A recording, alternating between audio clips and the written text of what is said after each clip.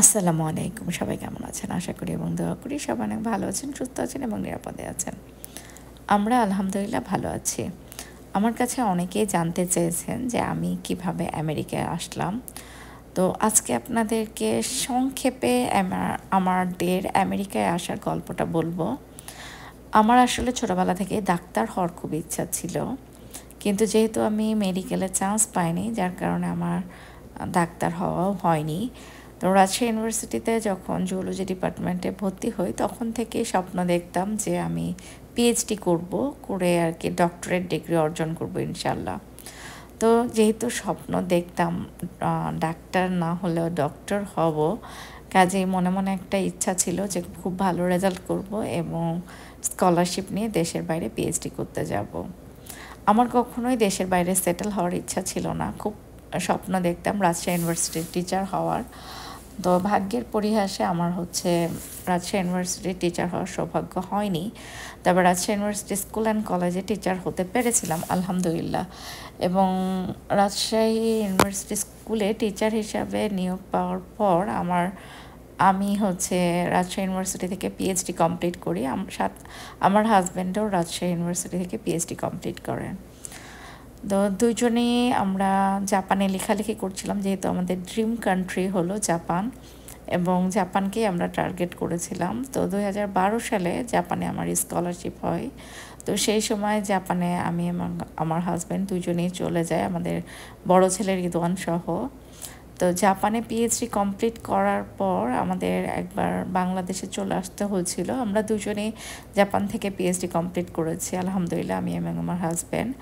তো পরে বাংলাদেশে ফিরে আবারও আমি বাংলাদেশে ফেরার আগেই জেএসপিএস ফেলোশিপে অ্যাপ্লাই করেছিলাম, আমার হাজব্যান্ড রাজশাহী অ্যাপ্লাই করেছিল। তো পরবর্তীতে আলহামদুলিল্লাহ আমার জেএসপিএস ফেলোশিপ হয় আর আমার হাজব্যান্ডের জাপানে আর একটা জব হয়। তো সেই সময়তে আমার যিনি জেএসপিএস ফেলোশিপের হোস্ট রিসার্চার বা আমার সুপারভাইজার ছিলেন, উনি আমাদেরকে বললেন যে তোমরা আমেরিকাতে লেখালেখি করো, আমেরিকাতে খুব সহজে গ্রিন কার্ড পাওয়া যায়। তো প্রফেসরের কথা অনুযায়ী আমি এবং আমার হাজব্যান্ড দুইজনই জাপান থেকেই আমেরিকাতে লেখালেখি শুরু করি এবং আলহামদুলিল্লাহ দুজনেরই অনেক পজিটিভ রেসপন্স আসছিল আমেরিকা থেকে। তো তখন আর কি ফার্স্টে আমি একটা ইন্টারভিউ দিলেও আমার প্রফেসর বলেছিল যে তোমার জেএসপিএস ফেলোশিপের টার্ম শেষ না হওয়া পর্যন্ত তোমাকে যেতে দেবো না, তবে টার্ম শেষ হয়ে গেলে তুমি চলে যেও। তো আমার হাজব্যান্ডের ফার্স্টে হয় এমওরি ইউনিভার্সিটিতে ওর পোস্ট অফ পজিশন হয়। তো পরবর্তীতে যেহেতু আমি প্রেগনেন্ট ছিলাম, সেই জন্যই আমার প্রফেসরও আমাকে আসার অনুমতি দিয়েছিলেন। তো আমার হাজব্যান্ড J1 ভিসা নিয়ে আমেরিকায় এসেছিল। তো ও আগে এসেছিল, আমাদের 1 মাস আগেই ও চলে এসেছিল। 2019 সালের জুন মাস থেকে ওর আর কি শুরু হয়েছিল। তো ও এসেছিল জুন মাসের 30 তারিখে আর ওর কাজ শুরু হয়েছিল জুলাইয়ের 1 তারিখে। তো আমরা এসেছিলাম আগস্ট মাসের 23 তারিখে। তো মোটামুটি 2 মাস আমি একাই ছিলাম জাপানে।